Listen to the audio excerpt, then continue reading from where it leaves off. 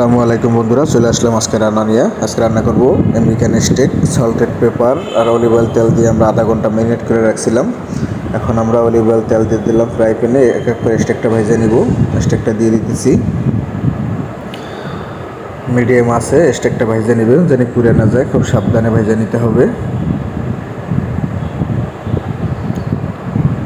আপনাদের বাচ্চাদের জন্য বিকেলের একটা নাস্তা সবাই পছন্দ করবে। আমাদের এক পাশ ভাজা হয়ে গেছে, এখন এক এক করে উল্টে দিতেছি, দেখতে পারতেছেন।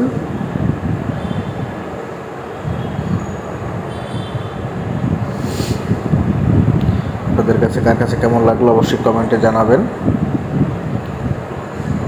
নর্থ কিচেন ইউটিউব চ্যানেলে পাবেন, কায়ানি কিচেন ফেসবুক পেজে পাবেন। আপনারা কমেন্ট করবেন কার কাছে কেমন লাগলো। এখন আমরা বাটার দিয়ে দিয়েছিলাম 4 চামচের 1 চামচ পরিমাণ।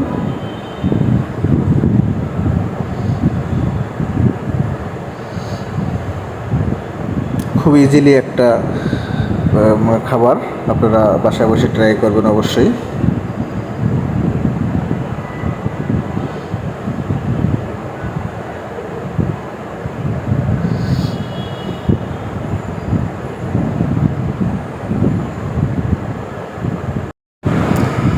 আমাদের স্টেকটা হয়ে গেছে, এখন আমরা পরিবেশন করব।